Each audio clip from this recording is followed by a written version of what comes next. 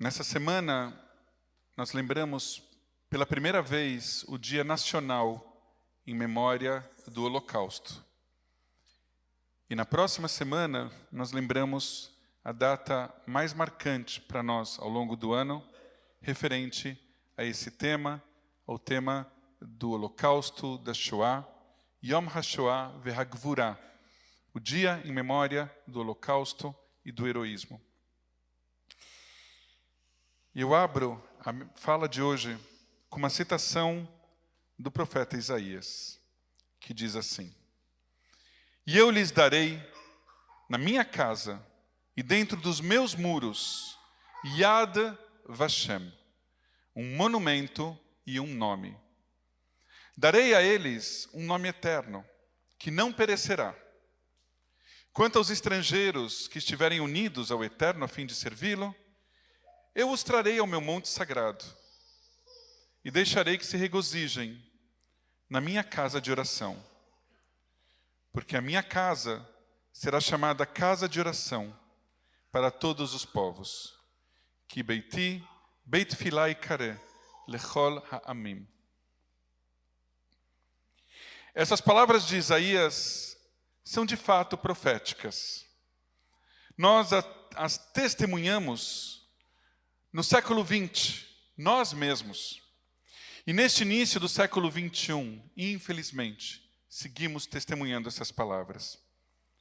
O Museu Yad Vashem, em Israel, tem o seu nome inspirado justamente nessa passagem. Monumento e nome. Seu objetivo central é dar um monumento e dar um nome a cada homem e a cada mulher judeus que tiveram suas vidas ceifadas durante o Holocausto. Milhares e milhares e milhares deles e delas que não puderam ter um local onde pudessem ser enterrados, onde suas famílias pudessem chorar por eles e lembrar deles e visitar as suas matzeivot, os monumentos, os túmulos onde seriam enterrados porque foram incinerados nos campos de concentração. Os judeus viviam na Europa há quase 2000 anos. Em 1933, a população judaica europeia era estimada em 9,5 milhões de pessoas.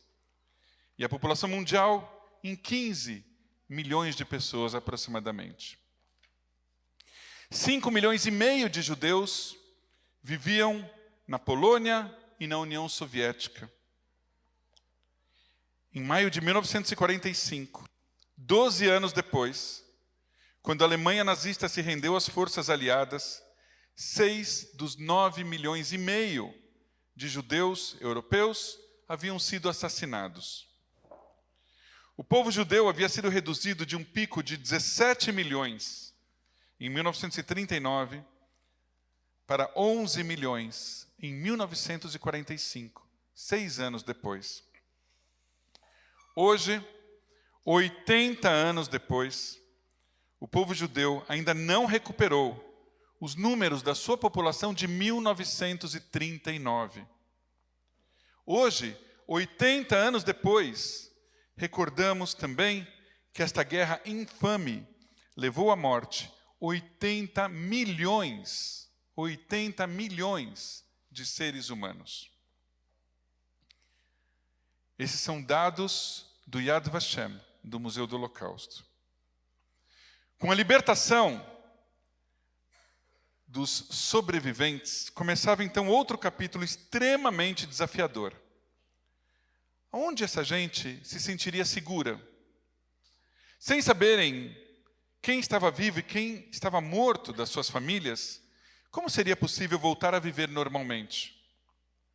Como poderiam manter viva a memória daqueles que foram assassinados? Como os sobreviventes do povo judeu poderiam agir ou deveriam agir em relação aos criminosos nazistas após a guerra? Vingar-se com as próprias mãos? Levá-los à justiça? Não tocar mais no assunto? Deixar para lá e canalizar as energias para a reconstrução das próprias vidas, porque não se muda o passado? São muitas perguntas e poucas respostas. O pós-guerra não foi nada simples.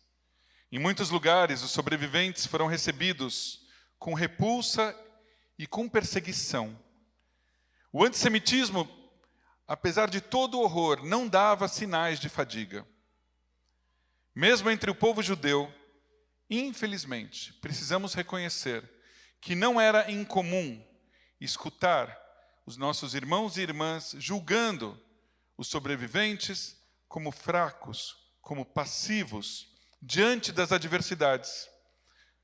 Ainda mais quando eram comparados aos chamados novos judeus, fortes e bronzeados, que se dedicavam a defender o futuro Estado de Israel e a tornar suas terras produtivas.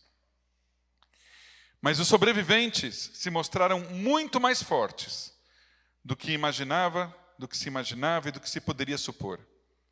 Eles e elas superaram a dor, os traumas e a morte, a desconfiança fora e dentro do seu próprio povo. Eles formaram novas famílias, abriram escolas, publicaram jornais, publicaram revistas, coletaram e coletam até hoje testemunhos de judeus que passaram pelo Holocausto. E também se tornaram parte dos movimentos sionistas e ajudaram e ajudam até hoje na construção do Estado de Israel. Cerca de 2/3 dos sobreviventes deixaram a Europa.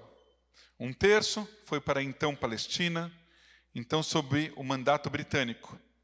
E 1/3, calcula-se, imigrou para a América do Norte, para a América Latina, entre tantos países também para o Brasil, todos nós sabemos disso, e também para a Austrália e muitos outros lugares.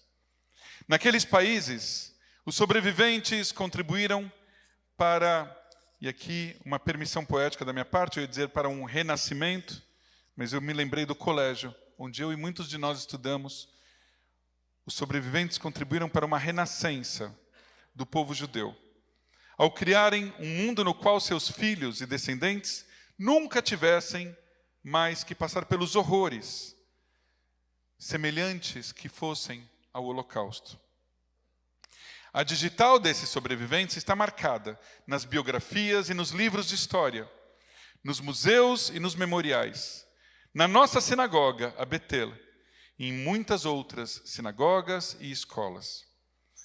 Muitos e muitas destes sobreviventes se tornaram grandes cientistas, filósofos, desportistas, humoristas, bailarinos, empreendedores, ativistas dos direitos humanos, profissionais liberais, rabinos, rabinas, políticos, poetas, dirigentes comunitários, musicistas, clássicos e populares.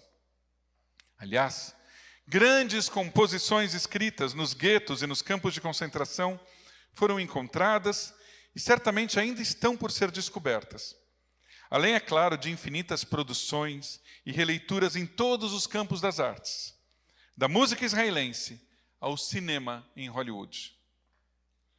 Mas, para dar monumento e nome, Yad Vashem, eu fiz uma breve pesquisa a um site sobre música e holocausto. E descobri que grandes cantoras e cantores líricos judeus sobreviveram a essa loucura. E resolvi trazer alguns nomes para vocês, para homenageá-los. A soprano Lotte Schoen, que continuou sua carreira na França. Irene Eisinger e Richard Tauber. Alguns sobrenomes, aliás, vocês vão reconhecer. Que vieram para a Grã-Bretanha. Gita Alpar, Alexander Kipnis, Emanuel Liszt e Rose Pauli, que migraram para a América. Alguns se tornaram estrelas, imaginem só, de concertos de Wagner. O mesmo Wagner, antissemita, cujas brilhantes composições, temos que admitir, encantavam o Terceiro Reich e ecoavam nos campos de extermínio. Por outro lado, grandes cantores e cantoras judeus não tiveram a mesma oportunidade. Antes amados no início do século XX, acabaram mortos nos guetos e câmaras de gás. E entre eles estavam a soprano Grete Worst, que chegou a se converter ao catolicismo, o que de nada adiantou. Os mezzos Ottilie Metzger-Letterman, que chegou a cantar a Aida, de Verdi, junto com Enrico Caruso.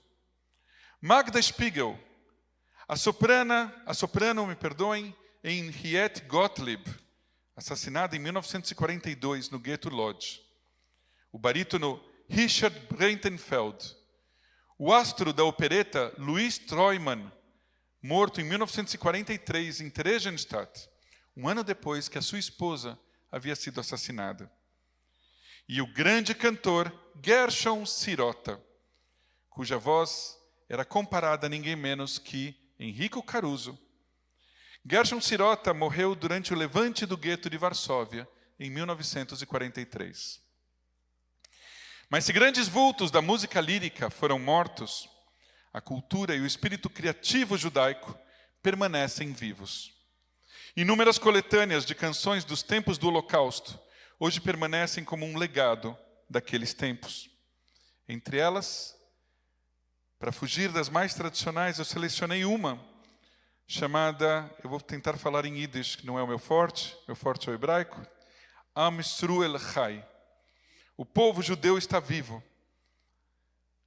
Escrita após o Holocausto pelo poeta russo Knap Heise, com melodia de Berezovsky. Diz parte da letra: abram as portas e os portões. Basta, não nos lamentemos mais, com bandeiras desfraldadas e a tocha da liberdade erguida. Das grutas, dos bunkers, seguir em frente ao que desejamos, enquanto proclamamos Am Yisrael Chai. O Yiddish, a língua materna, não foi silenciado. Tão amado é o seu uso. Despojado de dor, sabemos que não morrerá. Das cinzas, das casas, dos cumes, das montanhas, como uma bandeira, nós o seguramos mais alto. Nós fizemos isso. Am Yisrael Chai. Mais uma vez, a luz do sol é nossa. Através das lágrimas, a nossa alegria retorna. Para a vida, agora, irmã, irmão, afirmamos a nossa presença. Am Yisrael Chai. Shabbat Shalom e Chag Sameach.